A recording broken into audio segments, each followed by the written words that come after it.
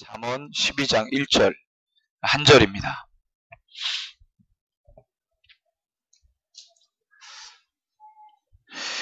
오늘 한 절인데요. 우리 한 절을 다 같이 한 목소리로 봉독합니다.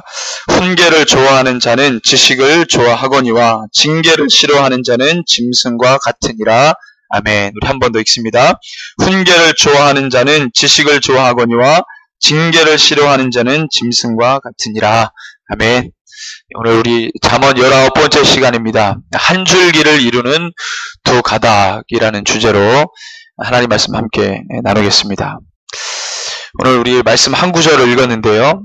그런데 이 한 구절 안에 엄청난 이 주님의 역사와 섭리가 심어져 있습니다. 모든 말씀이 다 그렇지만 오늘 제가 이 한 구절, 한 장이 아니고 한 구절을 가지고 하나님 말씀 나누는데 이 한 구절 안에 엄청난 하나님의 신묘막측한 역사의 섭리가 심어져 있는 것을 우리 성령 하나님께서 깨우쳐 주실 때에 깨닫는 은혜가 있기를 우리 모두 소원합니다. 그런 확신을 가지고 말씀을 함께 대했으면 좋겠습니다. 이 말씀을 개인에게 좀 적용을 한다면 이 말씀을 모두가 동의합니다. 개인에게 적용한다면 그러니까 다시 말하면 징계를 훈계, 이걸 징계로 훈계, 징계 나왔는데 똑같은 말입니다. 원어로는 징계를 쓰는데 징계를 받아들일 줄 아는 사람은 지식 그리고 지혜로운 사람이라고 이야기를 하는 것입니다. 그런데 그 징계를 받아들이지 않는 사람은 짐승과 같다 이렇게 말을 합니다. 왜 이렇게 말하냐면 이건 이스라엘의 역사를 염두에 두고 하는 말일 수 있습니다. 다분히 이거는 이스라엘의 역사 안에서 기록된 것이기 때문에 그렇게 생각할 수 있는데 이 잘못에 대한 징계, 이 죄로 인한 징계는 이스라엘의 역사 그리고 하나님을 믿는 이 역사 안에서 이루어진 이 고백일 수 있습니다. 하나님을 믿는 개인이든 민족이든 그들의 잘못을 고치고 회복시킬 때 반드시 하나님이 징계라는 것, 이 고난, 훈계라는 것을 통해서 잡아가시는데 이스라엘 백성은 역사를 통해 그걸 너무나도 잘 경험했어요. 아주 뼈저리게 경험했습니다. 그래서 이스라엘 자신들의 역사를 보고 하니까 얼마만큼 하나님께서 이 민족을 돌아오길 원하시는지 그 징계가 너무 혹독합니다. 그 징계가 혹독한 것을 통해 하나님이 이 민족을 사랑하신다. 그렇게 이 민족이 봤습니다. 그러니까 징계의 척도가 나를 버리셨다 이렇게 결론 내지 않고 징계의 척도가 나에게 그만큼 사랑 주시고 관심을 갖고 계시다. 징계가 없다면 아예 버린 자식은 허랑방탕하게 살아도 관여 안 하잖아요. 탕자가 예수님에 비유해서 탕자가 자기 아버지의 재산 절반을 가지고 나가버렸어요. 아예 그놈의 자식 나가서 죽든 말든 상관없잖아요. 미운 자식이고 버린 자식이면. 근데 성경 뭐라고 말하냐면 그 자녀가 돌아올 때까지 아버지가 날마다 동구 밖에 나가서 그 자식이 언제 오는지 기다렸다는 거예요. 그 탕자가 돌아왔을 때 형이 입장이 재밌습니다. 형의 입장이 보통 우리가 생각하는 입장인데 그 나쁜 놈의 자식 저희 재산 절반을 가지고 나갔는데 나가가지고 아버지 재산 다 탕진하고 돌아왔는데 왜 받아주냐 이거예요.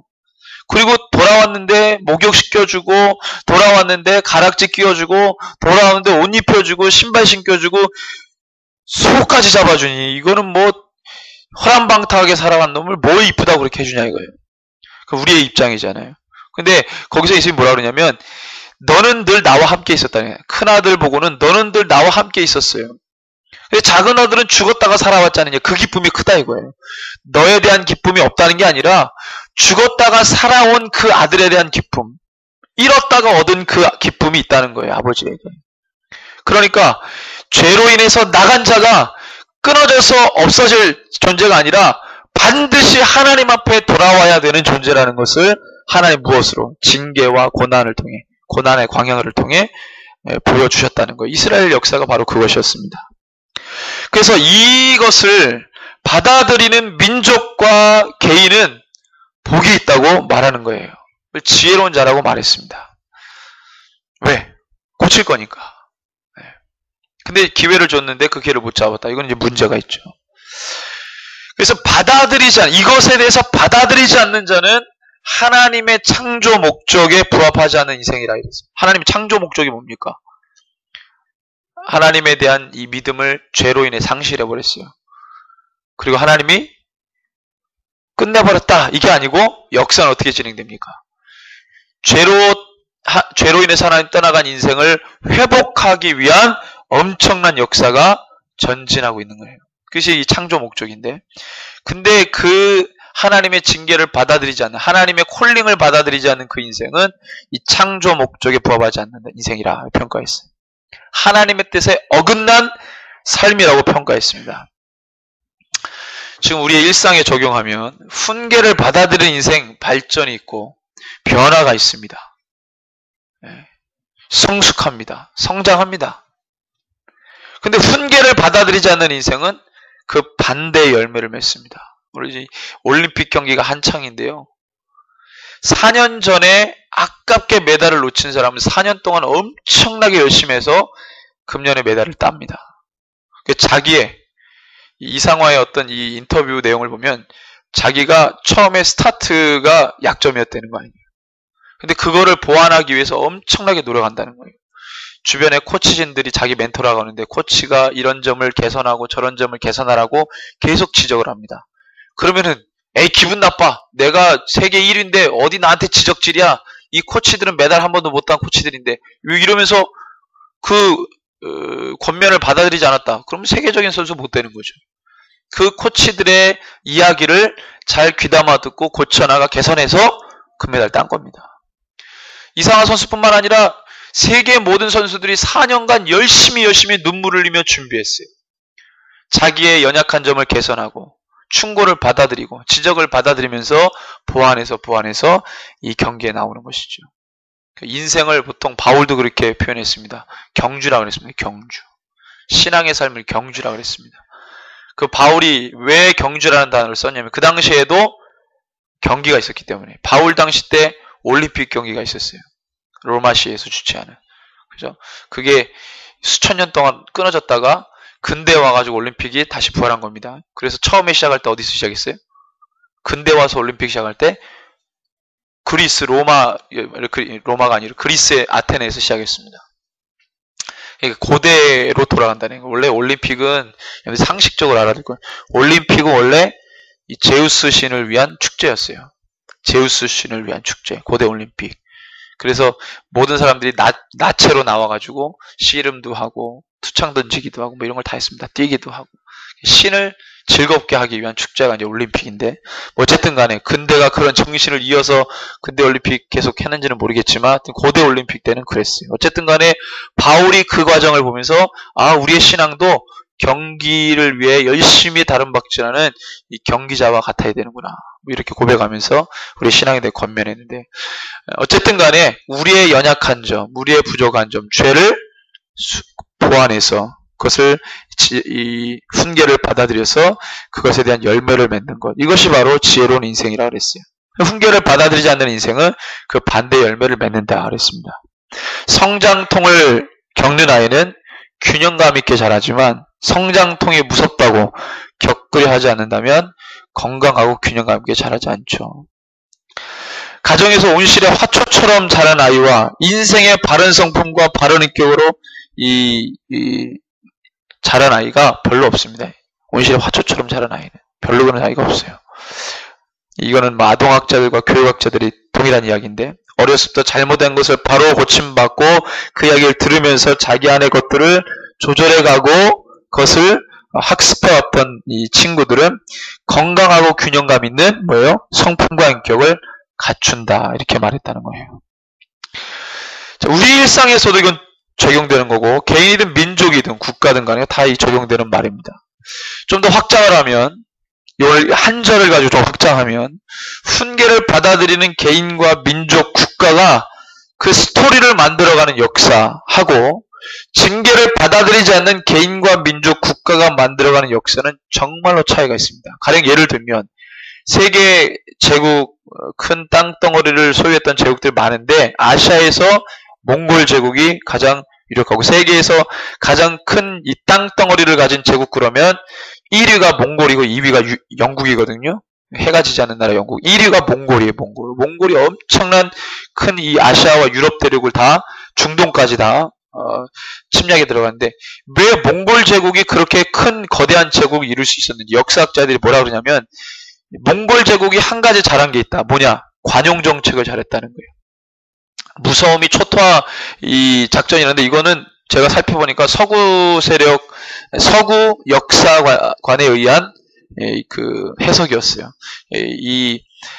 몽골이 막 정복에 들어갈 때 그 나라에 있는 종교인들, 그 나라에 있는 뭐 어떤 이 철학자들, 지식인들을 엄청나게 친절하게 해줬어요. 잘 그 사람들을 보호해주고 잘 해줬다 이거예요. 그래서 그들이 이 몽골 제국에 흡수가 되도록 잘했다는 거예요. 그러니까 몽골 제국은 어떤 민족이었습니까? 초원에서 무슨 야만 민족처럼 지네들끼리 치고받고 싸우고 먹을 거를 위해서 평생 살았던 민족이에요. 그랬던 민족이 어떻게 세계 대제국을 만듭니까? 이 사람들이 트인 거예요. 자기의 연약한 점을 다른 민족의 우월성이 있으면 다 받아들였어요. 우리의 약점을 다른 민족의 강점이 있으면 다 받아들인 거예요. 그러면서 자기네들의 민족의 약점을 강하게 체질화시켜서 엄청난 거대한 제국을 만들었다고 평가를 한다는 거예요. 그러니까 이런 민족들이 강하게 자기의 역사, 스토리를 만들어 간다는 겁니다. 징계를 받아들이지 않는, 자기의 연약한 점에 대해서 보완하지 않는 그런 민족과 국가는 쇠퇴해 갔다. 엄청난 차이가 있잖아요. 오늘 역사 한 절을 가지고, 한 구절을 가지고 역사 이야기를 하는데 왜 제가 이 이야기를 하냐면 SNS 어떤 이 토론을 하다가 제가 좀 이 답답함을 느껴서 오늘 이 말씀을 가지고 이렇게 우리가 좀 조명해 봐야 되겠다 생각을 했습니다. 우리 하나님은 역사하시는 분입니다. 역사의 주관자고 절대자이십니다. 이게 흔들려 버리면 모든 교회와 그리스도인들은 다 세상 지식과 논리에 무너져 내려갈 수밖에 없어요. 세상이 얼마나 포용하고 세상이 얼마나 사랑이 넘치고 교회보다 더 사랑을 말하는 곳이 세상이 돼버렸어요. 관용하고 섬기고 희생하고 교회보다 더 세상이 아름답게 변해가고 있습니다. 원래 성경대로라면 세상이 막 무지막지하게 변해가야 되는데 막 세상이 아름답게 변해가는 것을 봐요. 교회가 도전을 받습니다. 잘 살펴보면 세상은 날로 에덴 동산과 같이 막 이쁘게 변해가는데 교회는 막 회색지대처럼 진리가 사라지고 그동안에 붙들어왔던 복음이 사라지고 생명이 사라지는데 그걸 다 세상에다 넘겨준 것 같아 보여요. 교회에서는 사랑을 말하지 않는데 세상에는 사랑을 말합니다. 교회에서 교회에서 섬김을 말하지 않는 것 같은데 세상에서는 관용 얘기 다 포용한다. 다 받아준다. 다 이걸 얘기하는 것 같아요. 교회는 아닌 것 같아. 다 세상으로 나가요. 세상 소리에 귀 기울게. 세상에서도 은혜 받아요. 세상 영화 보고 은혜 받아. 세상 책을 보고 은혜 받아. 성경책을 보고 한 번도 은혜 못 받은 사람이 세상 영화 한 편으로 막 감동 엄청나게 막 웁니다. 막 주님 믿고 한 번도 울지 못한 인생이 영화 보고 막 울고 책 보고 울고 드라마 보고 울고 이럽니다. 교회는 눈물이 메말랐어요. 교회 성도는 울지 않습니다. 근데 세상에서는 세상 엄청난 미디어 콘텐츠를 보고 사람들이 감정을 다 바치고 거기에 모든 걸 다 바쳐 웁니다. 이상하게 됐어요. 왜 이 지경이 됐나? 제가 SNS 상에서 엊그저께 엄청난 토론을 논쟁을 했는데 하면서 정말 답답했습니다. 목회자 후보생이 될 신학생들의 생각이 엄청나게 세상화되어 가고 있다. 앞으로 복음적인 목회자는 별로 안 나옵니다. 세상 지식이 신학교를 다 잡아먹어서 성경적 사고를 하는 신학생들이 별로 없어요. 세상에서 차용해가고 세상에서 가져온 지식 가지고 성경 판단하고 기독교 세계관을 판단합니다. 여러분들 성도의 능력이 어디 있습니까? 바울의 능력이 어디 있었습니까? 초대교회의 능력이 어디 있었습니까? 과거 유대인들이 세상의 중심 우리 민족이다. 이거는 뭐 자기네들 자화자찬 아니에요? 자기네들만 인정하는 얘기 아니에요? 세상으로 인정 안 하는데. 근데 기독교인들 예수 만난 사람들은요. 민족을 드러내지 않고 뭐 자기 경험을 드러내지 않고 예수를 드러내면서 예수가 세상의 중심이다. 이렇게 말하기 시작했어요. 예수가 역사의 주관자다. 예수가 역사의 중심이다. 하나님이 역사의 중심이다. 이렇게 말했어요. 우리 민족이 역사의 중심이다. 중화민족 중국처럼 우리 민족이 세상의 중심이다. 뭐 이렇게 말하는 게 아니라 하나님이 예수가 세상의 중심이다. 역사의 절대 섭리자다라고 말하기 시작합니다. 그럼 엄청나게 핍박받죠. 왜? 로마 황제가 세상의 중심인데 모든 길이 로마로 통하는데 니네들 무슨 헛소리 하냐. 로마 황제 말 한마디면 다 넘어지는 건데. 근데 예수 믿는 사람들이 절대 양보 안 했어요. 예수 믿는 사람들이 그렇게 말하기 시작했습니다. 우리 하나님 역사의 주관자. 그래서 하나님이 역사를 통해 우리 주님이 하시고자 하는 일이 있었어요. 그것을 우리 뭐라고 부르냐면 비전 또는 계획이라고 부릅니다. 하나님의 계획. 주님은 당신이 하시고자 하는, 반드시 해야 하는 그 일을 역사라고 하는 히스토리, 이것으로 성취해 가시는 거예요. 다시 한번 정리하면 우리 하나님은 역사하시는 분입니다. 일하시는 분입니다. 약속하시고 그것을 반드시 이루시는 성취 하나님이세요. 당신의 비전과 계획이 있으세요. 그걸 반드시 이루십니다.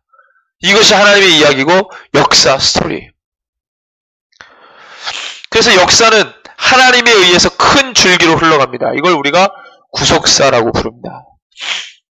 이 구속사의 뜻은 뭐냐면 하나님의 역사가 세상을 죄로부터 구원하시기 위한 역사라는 거예요.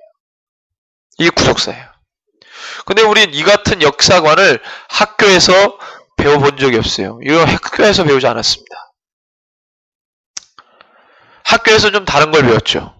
학교에서 배운 역사는 뭡니까? 추측과 가정에서 출발한 어떤 시점부터 시작해서 인간의 기원과 인간의 진화와 인간의 발달과 과정, 인간의 발전과 성장 등을 배웠어요. 학교에서 배운 겁니다. 그러니까 그리스도인은 교회에서는 기독교적인 이 역사관, 학교에서는 세상적인 역사관, 이 두 가지 역사관이 엄청 충돌합니다. 그래서 기독교적 성경적 역사관이 사라져버렸고 학교에서 배운 세상적 역사관으로 학습되고 교육받았어요.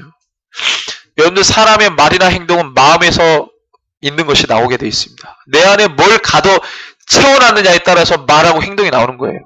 내가 세상 지식을 많이 습득했어. 아무리 멍뚱아리가 교회에 앉아 있어도 그 사람은 세상 말을 하고 세상 움직임을 갖고 세상 행동을 합니다. 그렇게 학습받았으니까. 제가 이 논쟁할 때 너무 답답했어요. 예수를 아는 사람이고 신학교에서 공부를 하는 사람의 이 지식 척도가 가히 세상적이라. 이 신학생이 그 정도면 일반 평신도들은 말할 것도 없어요. 세상을 보는 관이, 역사관이, 세계관이 교회를 다니는 성도인데 집사고 목사고 장로고 뭘 썼는데 말하는 족족 완전히 세상 사람이라. 그 사람이 주일 성수를 잘해도, 그 사람이 예배를 헌금을 잘 내도 그 사람은 세상 사람이지 신앙인이 아닙니다. 예수의 시장하니. 말로써 하나님의 역사의 섭리, 역사의 중심이 하나님이라는 걸 거부하는데 교회에 아무리 나와서 예배를 드린다고 해도 그게 그 사람이 신앙이 되겠어요? 예수의 시장이 되겠어요? 몸이 교회 안에 있다고 해서 성도가 아니에요. 늘 제가 얘기하는 게 멘탈은 다 세상에 내어줬잖아요. 내 지식과 내 감정과 사고의 모든 이 틀들이 다 세상에 내어줬잖아요. 학교에서 배운 대로 사고하잖아요. 이게 막중대. 우리 아이들도 지금 초등학교 들어가서 묻습니다. 하나님이 창조하셨는데 그 시작된 역사인 줄 알았는데 학교에서 진화론 가르쳐요. 왜 원숭이가 사람 돼요? 여러분들 아이들이 믿는 아이들이 그렇게 물어보면 뭐라고 대답하실 거예요? 학교에서 다 거짓말이야 이러실 거예요? 거짓말을 왜 배우지? 그걸 막 외워가지고 시험도 봅니다. 그럼 아이들은 울며 겨자 먹기로, 성령 충만한 애들 울며 겨자 먹기로 그걸 아닌 줄 알면서도 그렇게 해서 답 달고 씁니다. 그걸 대학교까지 그렇게 배워요. 학교에서는 일주일에 한 번, 그것도 한 20분 설교, 그거 가지고 애들 가르친다고 그러고 있어요. 그 애들이 무슨 성서적 세계관과 역사관을 배웁니까? 시간부터가 막 애들 막 학원 다니고 날리고 학교에서 몇 시간씩 공부하고 대학교까지. 그런 열매들이 지금 주룩주룩 매달리고 있습니다. 교회에서 세상 학문 따라다닌다고, 세상 뒷공문이 쫓아다니느라고 지금 바빠 죽겠어요. 아주. 교회들이. 목사들이, 개척교회 목사들이 다 그런 건 아니지만 다 폄하하는 건 아닙니다. 어린이 공부방 뭐 이거 다 합니다. 개척교회들이. 큰 교회들은 별로 잘 안 하는데 막 시작하는 교회들이 그거부터 해요. 왜 저럴까? 교회인데 하나님 앞에 예배하고 성서 가르치고 성경 가르치고 성경적 세계관과 역사관을 가르쳐야 되는 교회가 공부방이다 뭐다 해가지고 다 그 비슷한 세계 세상 그 교육의 틀을 따라가요. 아니, 도대체 성경 언제 가르칠 거예요? 하나님 언제 가르칠 거예요? 아유, 교회 예배 잘 나왔구나, 헌금 잘하는구나, 그걸로 끝이에요. 그걸로 그 사람의 신앙을 점수 매겨줘요. 그 사람이 잘하고서 교회 안 떠나면 안수 집사 되고, 더 안 떠나면 장로 주고. 그래 교회 안에 참된 예수의 제자가 몇 명이나 있겠습니까? 복음에 사로잡히고 성경적 역사관과 세계관으로 똘똘 뭉친 사람이 얼마나 되겠어요?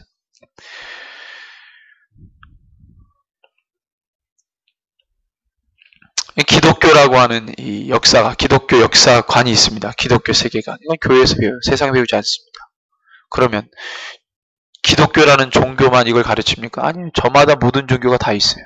근데 그 종교들이 자기네들의 종교 역사관, 세계관을 신자들에게 가르치냐? 가르치지 않습니다. 예를 들면 불교 신자가 불교에서 말하는 창조론이 있습니다. 불교에도. 잘 모르시지만 비교종교에서 배우는데 그걸 알고 있는 불신자들이 얼마나 되겠어요? 거의 없습니다. 그걸 들어보면은 다 웃기 때문에 성경보다도 더 만화같이 돼 있어요. 교리가. 차라리 그걸 믿느니 그냥 불교 부처가 내 마음에 있다 이거 믿고 사는 게 낫죠. 불자들이 세계관 역사관 어떻게 배웁니까? 불교적 세계관 역사관 배웁니까? 아니에요. 학교에서 배운 진화론을 믿습니다. 근데 불교 신자예요. 이게 얼마나 웃겨요. 학교에서 진화론적 역사관을 배워도 꾸준히 세상을 하나님이 창조했다고 믿는 사람은 이 기독교밖에 없어요. 뭐 이슬람이라든가 뭐 일본의 여러 많은 종교네, 인도의 수많은 종교라든가 다 진화론적 역사관을 배웁니다. 그걸 믿고 따라가요. 유독 기독교, 그것도 모든 기독교인이 그런 것도 아니고 기독교에서 성령 충만하고 진짜 복음이 있는 사람만 하나님이 세계를 창조했다고 믿지, 나머지 종교, 나머지 모든 사람들은 그냥 진화론적 역사관을 따라갑니다. 웃기지 않아요? 왜 교회 굳이 기독교라는 종교는 하나님이 이 창조의 하나님을 믿느냐? 그 하나님 역사를 주도해 간다는 걸 믿느냐? 좀 이상하지 않아요? 불교도 그렇지 않은데, 이슬람도 막 테러까지 일삼는 이슬람도 그렇지 않아요. 이란이나 중국 위구르족 가보면 청년들하고 얘기해보면 저 그런 개념이 없어요.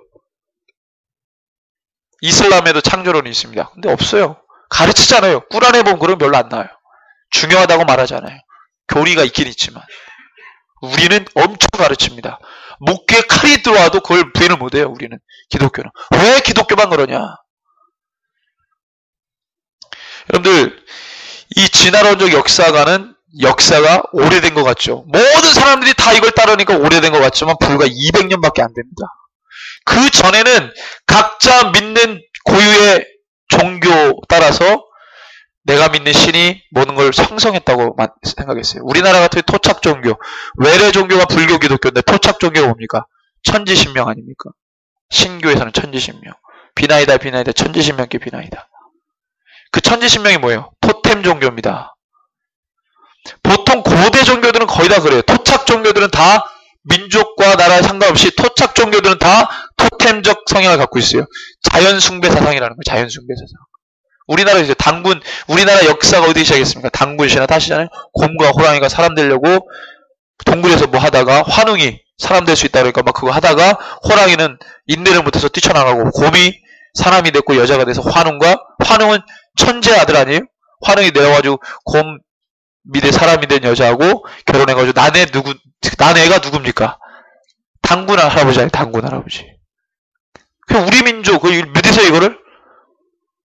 우리 믿으시냐고 이거를. 이거 우리 학교 때 배웠잖아요. 곰과 호랑이가, 곰이 사람이 안 됐으면 우리는 민족이 형성이 안 됐어. 사람이 됐으니까, 인내 사람이 됐으니까 하늘의 아들인 환웅과 결혼해가지고 한민족이 태어났다 이거. 이걸 믿으세요 지금? 누구도 안 믿습니다 이거. 저희 때는 우리 때는 그래 배웠잖아요. 지금 역사학자들 어떻게 얘기하는 줄 알아요?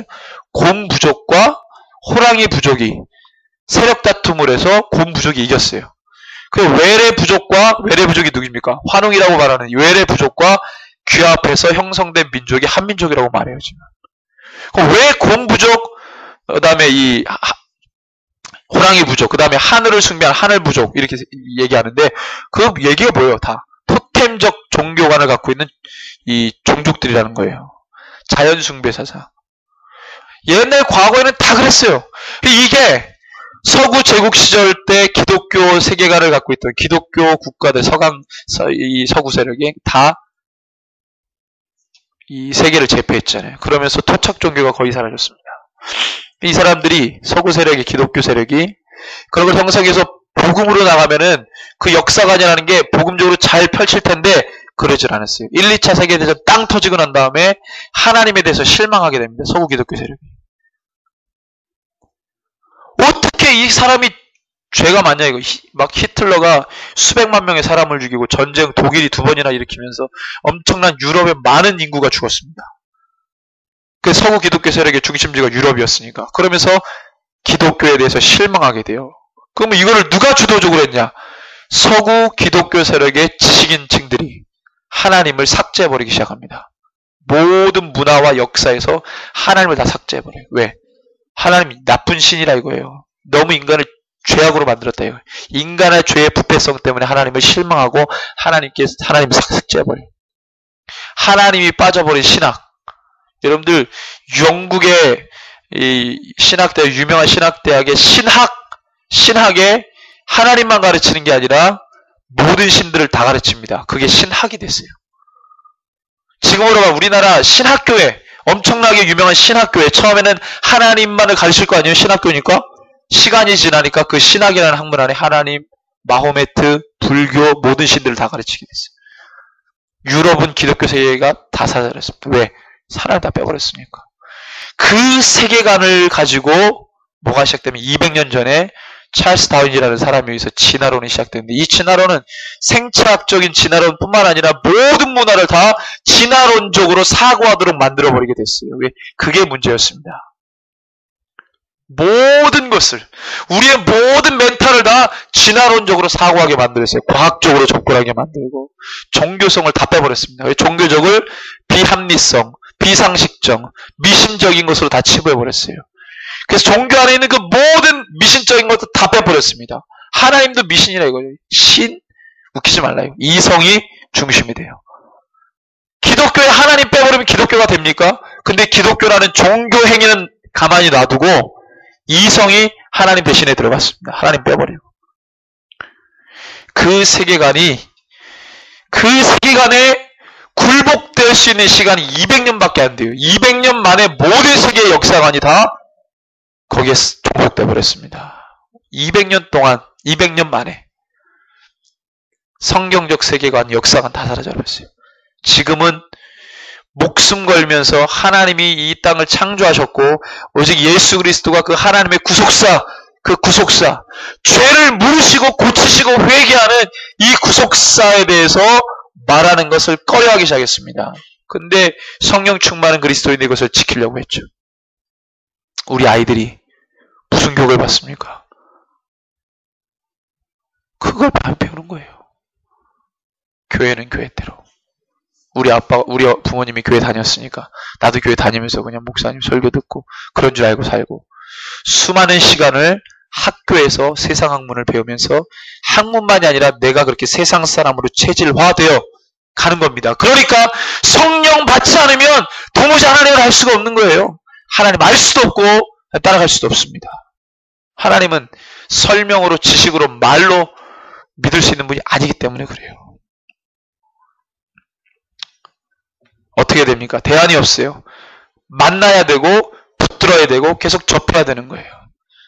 그러면 언젠간 내 안에 있는 세상 구조와 사고의 틀이 깨어지게 되는 겁니다. 죄를 지으면 회개해야 주님 만나는데 세상이 어떻게 학습했냐면 너 그거 죄 아니야. 철학적 상대주의를 집어넣습니다. 왜 상대주의를 집어넣냐면 여러분들 인류가 발달하고 성장하려면요 죄의식을 갖게 하면 절대 안 돼요. 왜냐하면 그러면은 이 발전이 없으니까 어떻게 합니까? 너가 그 실수한 거니까 그걸 보완하고 그걸 잘 해가지고 다시 한번 해봐. 그건 틀린 게 아니라 다른 거야. 이런 식으로 상대화시켜 상대. 우리는 죄를 지면 죄다라고 말하고 하나님 앞에 죄 있는 자는 설 수 없으니까 회개하라 그러는데 세상 그렇게 가르치지 않았어요.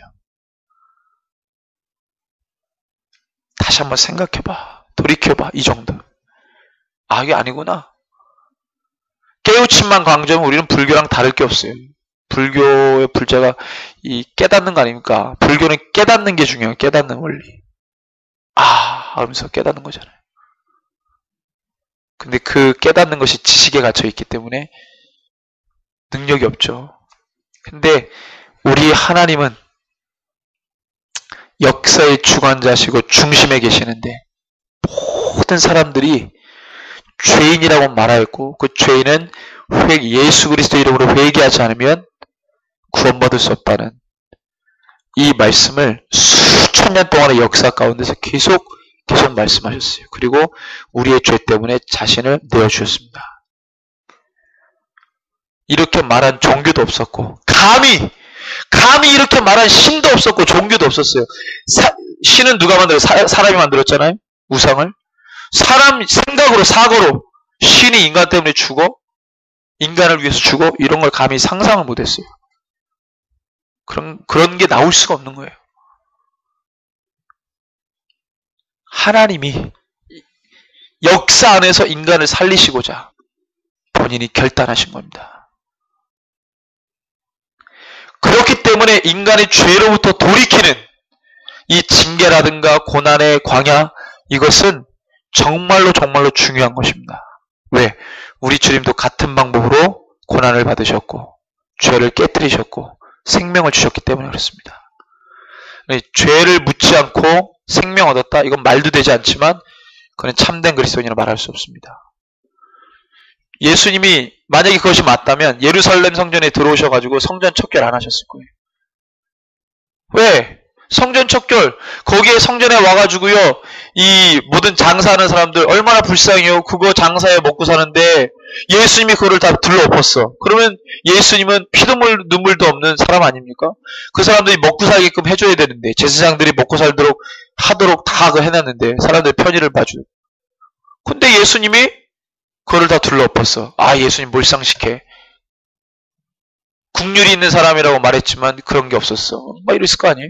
근데 예수님은 상을 둘러엎습니다. 중요한 게 그게 우선이 아니었기 때문에.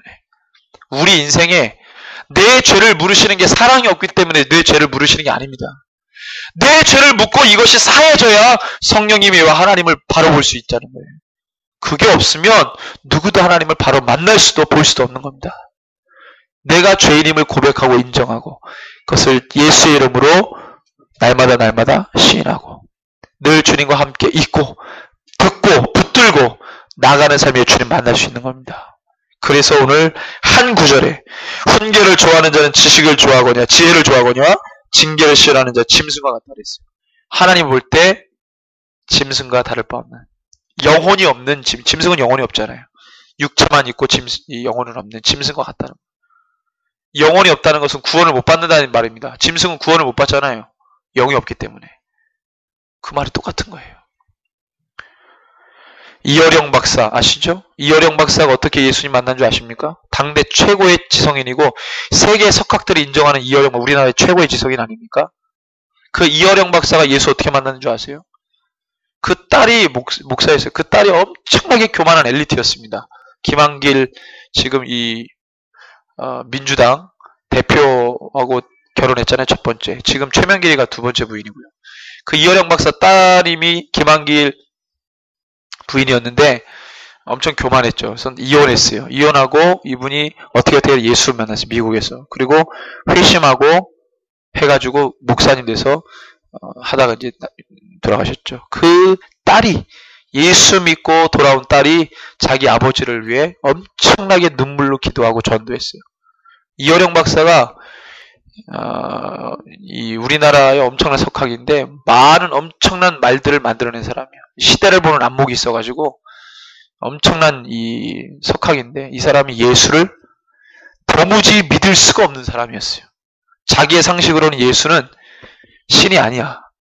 그냥 사람 정도는 이해하지만 이어령 박사 볼 때는 최고의 지성인이 당연히 그렇죠. 어떻게 그 신이라는 존재를 믿겠어요, 지성인이. 근데 이어령 박사가 자기 딸의 눈물의 기도와 전도로 예수를 믿었는데 엄청난 체험을 합니다. 이어령 박사도 엄청난 체험을 통해 하나님 만나요. 자기가 죄인인 것을 엄청나게 고백하며 주님 앞에 돌아옵니다. 그 다음에 이승만 박사도 마찬가지죠. 그 감옥에서의 어떤 그 얘기를 들어보니까 엄청나게 비참해요. 예, 엄청나게 비참해요. 우리나라 그 구한말 조선의 감옥 실태가 와, 그건 이거 살 수가 없어요. 거기서 하나님을 체험합니다. 체험했어요, 하나님을. 그리고 자기가 죄인인 거 엄청나게 울면서. 이어령 박사는 성경 읽다가 주님 만났는데, 그 다음에 월남 이상재 선생. 그 당시 구한말 조선에 천재 2명 있다고 그랬잖아요. 이승만 박사하고 월남 이상재. 이상재 박사는 영어도 잘했고, 그 당시에 영어도 엄청 잘했고, 그래서 외교관으로 미국에 가서 그 외교를 할 정도로 엄청난 영어를 잘했던 사람이에요. 석학이었습니다. 유교학자였고 양반이었어요, 이상재가. 그도 절대로 하나님을 믿을 수 없는, 예수를 믿을 수 없는 사람이었는데 감옥에 있다가 이승만의 전도받고 하나님을 체험합니다. 체험했어요. 그런 석학들이 하나님을 체험합니다. 그리고 울면서 자기의 죄를 자복해요. 바울이 어떻게 하나님 만납니까? 바울이, 그 엄청난 석학인 바울이 가말리엘의 엄청난 선생 밑에서 유대교의 엄청난 지식들을 배우고요. 헬라 학문을 섭렵한 이 바울이, 이 엄청난 최고의 지성인 바울이 어떻게 하나님 만납니까? 다메섹 도상에서 하나님을 경험해버리잖아요. 그리고 그 엄청난 죄인임을 고백합니다. 주님 만나지 않으면 어떠한 말과 설명으로도 주님께 이룰 수가 없어요. 내가 죄인임을 고백하고 주님의 그 모든 섭리를 받아들이고 내 안에 성령님이 역사하시고, 그래야 진짜 창조의 하나님이 보이는 거고 구속의 하나님이 보이는 것입니다. 어떻게? 시작이 있습니다. 늘 하나님 말씀을 가까이 하는 거예요. 말씀이 있다가 하나님 만난 사람 굉장히 많습니다. 우리나라 구한말 조선에 외국인 선교사 들어와서 전도받아가지고요. 근데 이 보부상이라는 말 아시죠? 보부상. 보침지구 장사를 하는 사람들인데, 그 보부상처럼 성경을 팔러 다녔던 권서들이라는 게 있어요. 권서. 우리 구한말 조선의 권서. 우리나라를 기독교 복음화시키는데 일조했던 사람들은 권서. 성경을 팔거나 가르치거나 성경을 읽게 했던 사람들. 이 사람들은 물 넘고 바다 넘고 산 건너서 산간 오지 벽지에까지 들어가서 섬까지 들어가서 성경을 팔고 가르쳤던, 권서의 하루 일과 새벽 5시에 일어나가지고 하루 종일 팔고 밤 12시에 들어와서 하루의 일과를 보고하고 점검하고 자고, 그런 식으로 해서 권서의 사역들을 했어요. 이게 구한말 조선에 있었던 한국을 복음화시켰던 권서들입니다. 이 사람들이 엄청나게 교회도 세웠습니다. 교회, 권서들이. 외국인 선교사들을 교회 세웠지만 권서들이 세운 교회들이 많아요. 성경 읽다가 주님 만나버려요. 토마스 선교사가 대동강변에서 목 잘려서 죽고 난 다음에 토마스 선교사가 성경을 죽기 전에 던졌어요. 그 목을 잘랐던 그 사람이 성경책을 가져가서 집에 가가지고 종이가 아주 좋은 종이로 돼 있으니까 벽지를 바릅니다. 그 벽지를 바르고 계속 집에 있으면서 보니까 글씨 돼 있잖아요. 한국말, 조선말로 번역된. 그 벽지에 붙어있는 글씨를 보다가 주님 만나버려요. 한국 교회사에 있었던 일도 엄청나게 많습니다. 아니, 하나님을 믿으려면 하나님을 접하고 하나님 말씀을 보고 집중하고 기울이고 해야 주님 만나고 거기 역사가 일어나지. 원천 봉쇄하고 하나님이 이루는 길을 다 막아버리고 차단해버리고 봉쇄해버리고 어떻게 하나님 만납니까? 어떻게 하나님을 기대합니까? 하나님이 역사의 주관자고 중심이라면 어떻게 믿습니까? 지식으로 누가 설명해줘서 논리적으로 합리적으로? 아닙니다. 주님 그렇게 만나는 거 아니에요. 성경에 한 번도 그렇게 해서 예수 만난 사람이 없어요. 단 한 명도 없습니다. 그런 걸 시도하려고 하지 마세요. 아무도 없었어요. 내가 주님 앞에 죄인임을 고백하고 늘 말씀 가운데 나가야 주님 만나는 것입니다. 역사의 주관자 되신 주님인 것을 반드시 믿으시기를 바랍니다. 그래야 역사가 일어납니다. 오늘 시간에 함께 기도할 때 주님 한 줄기, 하나님의 놀라운 그 역사의 한 줄기 가운데 두 가닥 우리의 세상 역사와 구속사가 흘러가는데 주님 우리가 한 줄기만을 보게 해 주십시오. 하나님의 그 거대한 역사의 줄기를 보고 따라